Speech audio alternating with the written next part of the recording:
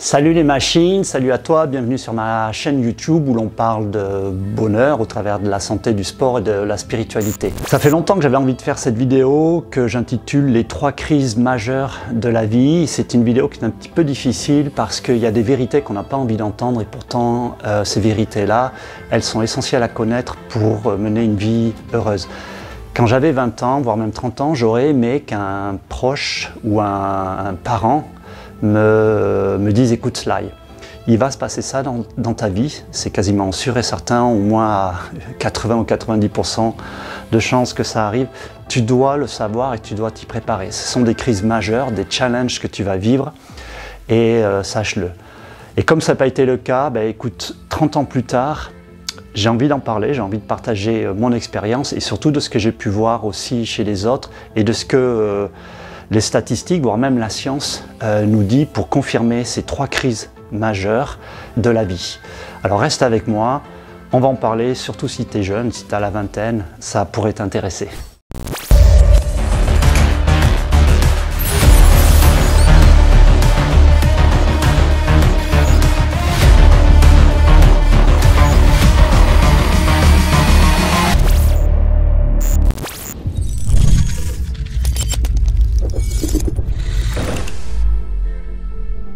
La première crise qui touche tout le monde, elle est assez évidente, c'est celle du couple.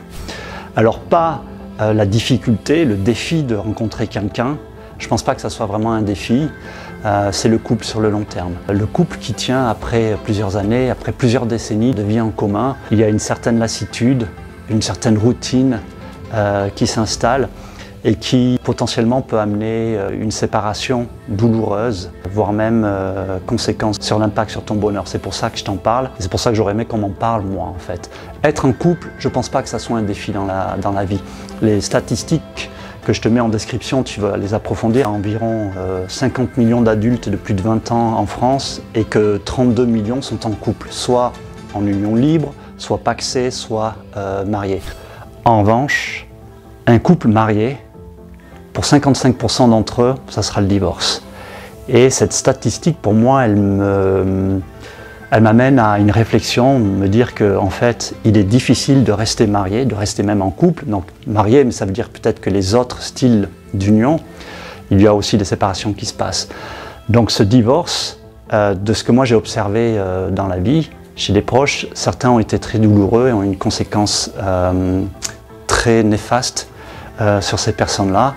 Et je pense que c'est important de savoir que quand on va se marier, quand on va vivre en couple, quand on veut créer une famille, eh bien les statistiques sont là, la moitié de ces personnes vont divorcer. Et malheureusement, ça a une conséquence sur les enfants, c'est une conséquence financière parce qu'il y a des biens en commun qui ont été achetés. C'est quelque chose que moi j'aurais aimé qu'on me dise. J'aurais aimé qu'on me dise ça, Sly, c'est génial le couple, le mariage, la famille c'est génial, mais sois prudent, fais attention. Les séparations arrivent pour la moitié de ces couples-là, tu dois entretenir la communication, tu dois savoir garder un couple vivant. C'est pour ça que je fais cette vidéo. Il y a un sondage qui a été fait par un site français, fairparterie.fr, je te mettrai le lien en description, qui a été fait sur 1000 couples pour connaître leurs raisons de séparation. On voit qu'il y a une mauvaise hygiène pour 81%, une raison donc de séparation, des commentaires blessants, le manque d'intérêt pour la vie de l'autre ou l'absence du sens de l'humour. Donc j'ai trouvé cette étude intéressante parce que ça donne des raisons qu'on peut probablement observer chez l'autre ou chez soi et donc travailler. Pour moi, l'outil qui est le plus important dans le couple, c'est celui de la communication non violente et le partage de ses valeurs. Qui je suis, qu'est-ce qui a du sens dans ma vie, qu'est-ce que j'ai envie de faire de ma vie, quels sont mes rêves, et de pouvoir en discuter avec son conjoint ou sa conjointe, c'est fondamental et c'est important pour garder le couple en harmonie sur la durée. Je pense que c'est hyper difficile d'avoir ce niveau de communication en couple et c'est quelque chose qu'il faut travailler, c'est quelque chose qu'il faut installer et continuer de faire tout au long de ces années.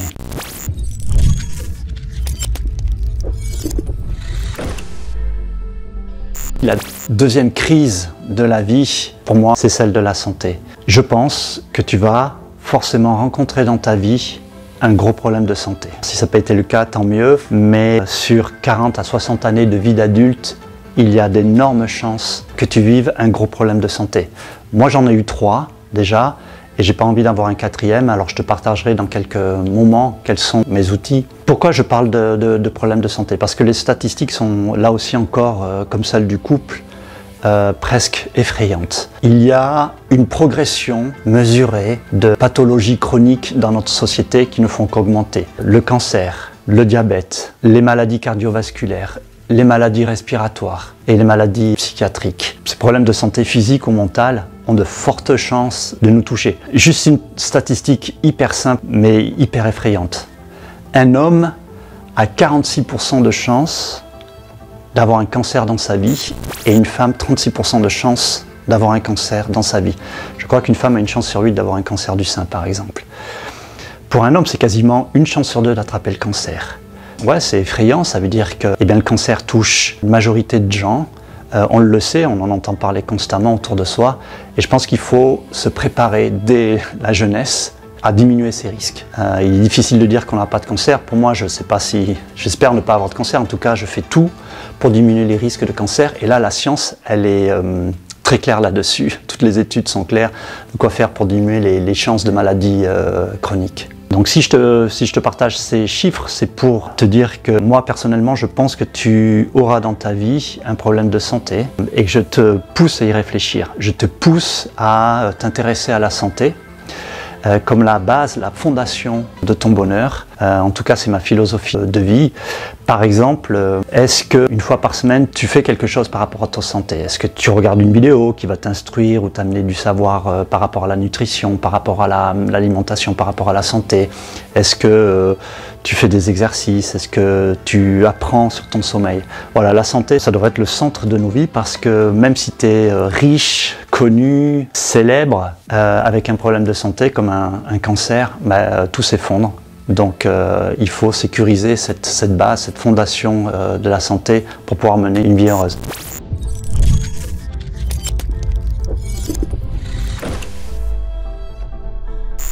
La 3e crise de la vie, donc on continue un peu sur cette ambiance-là. Encore une fois, je ne suis pas là pour plomber l'ambiance, je suis là pour t'informer, comme je t'ai dit, comme un alpiniste qui doit se préparer à rencontrer des obstacles lors de son escalade.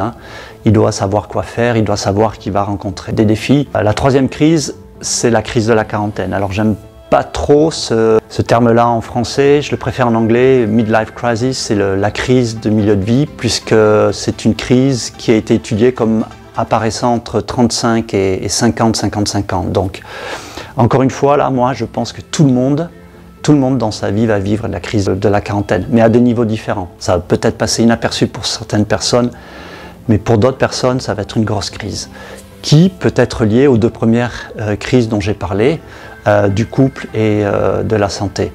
Mais il est assez évident qu'après avoir démarré une carrière ou un métier, après avoir démarré un couple, une famille, il y a encore une fois une routine, une lassitude qui s'installe dans la vie. La satisfaction de sa propre vie, en fait, son bonheur s'effrite petit à petit et diminue. Il y a une étude hyper intéressante du Bureau de la statistique australienne sur 15 000 adultes qui a été faite en 2010, qui montre un graphique qui indique que c'est aux alentours des 45-54 ans que les gens sont le moins satisfaits de la vie. Et on voit vraiment qu'il y a une baisse de cette satisfaction depuis la jeunesse, depuis sa vingtaine ou sa trentaine. Donc ça vient quelque part illustrer mon propos qui est que voilà, la routine de la vie, peut-être on s'aperçoit avec le temps qu'on n'a pas réalisé ses rêves, que la vie n'est pas comme on l'espérait. Il y a ce sentiment un petit peu d'être passé à côté de quelque chose, d'avoir raté ses rêves, de manquer de ça, et ça devient la crise de la quarantaine qui peut se déclarer sous forme de dépression, sous forme de burn-out, sous forme ou alors une séparation dans le couple, un divorce. Pour moi, ce que ça m'indique, ce que ça me pousse à faire, c'est toujours à m'intéresser à mon bonheur, de m'intéresser à mes rêves. Et d'ailleurs, c'est pour ça que j'ai créé cette chaîne YouTube. C'était un rêve que j'avais depuis 20 ans. J'avais envie de partager des notions de bonheur, d'en apprendre, de pouvoir en discuter. Donc c'est quelque part cette crise de la quarantaine qui m'a amené à créer cette chaîne YouTube, à faire ces vidéos-là. Et c'est hyper satisfaisant parce que ça m'a poussé à m'intéresser constamment au bonheur, au sens de la vie et à vouloir réaliser mes rêves. Et c'est évidemment ce que je t'invite à faire. Pas simplement à vivre la vie qui passe comme ça, mais au contraire, se poser des questions, se challenger, s'informer sur le bonheur.